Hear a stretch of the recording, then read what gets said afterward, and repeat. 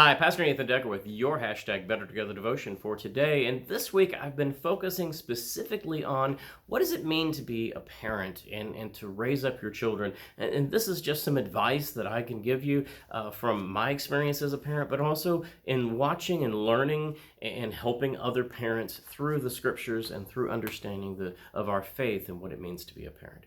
So one of the things I heard a long time ago from some folks that are in my generation category, I'm typically Generation X, was that the baby boomer generation, they didn't argue in front of their kids, or the generation before that even. They didn't argue in front of their kids. They'd go into the bathroom, they'd turn on the shower, or they'd go into the bedroom, they'd hide the fact that they were having a discussion and that they were having a disagreement.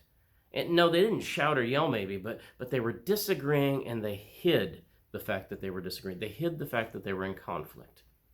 This is a really bad thing to do as a parent, in my opinion. My opinion is that we need to teach our children patterns. And one of the patterns that they're going to involve, especially if they have any kind of relationship with anyone, regardless if it's with the friends at school or with someone who becomes their significant other and perhaps they get married, is they're going to have conflict. They're going to have to negotiate what it means to have disagreements, differing opinions, a diversity of thought.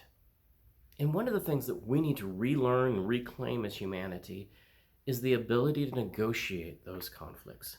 In our scriptures today, it specifically says, a soft answer turns away wrath, but a harsh word stirs up anger. This is Proverbs chapter 15, verse 1. Think about that, how a soft answer turns away wrath, and a harsh word stirs up anger. Perhaps if we had our disagreements in front of our kids, they would be softer words, which would teach then, in turn, our kids how to handle conflict in a better way. Our kids need to see us in conflict. They need to see us in conflict and know how to handle many different ways that we handle conflict so that they can learn how to handle conflict as well. I remember as a child growing up, and we would be sitting at the dining room table because I grew up in a family that valued time at the table. We all had to eat at the table.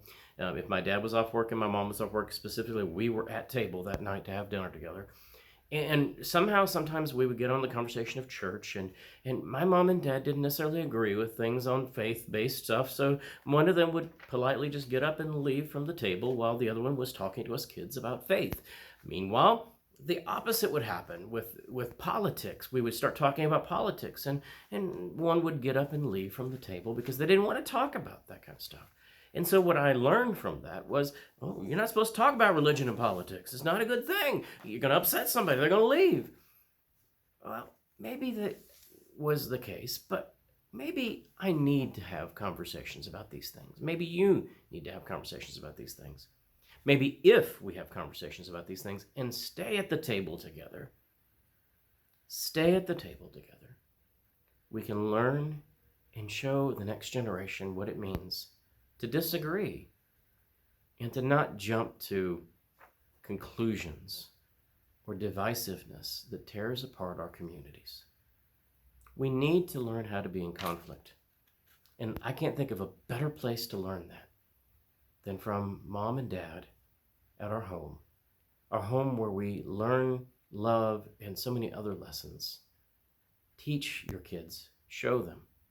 Don't just talk about it, but show them how to do good conflict, how to be a good example of this. And you'll find the world and you will be better together. Amen.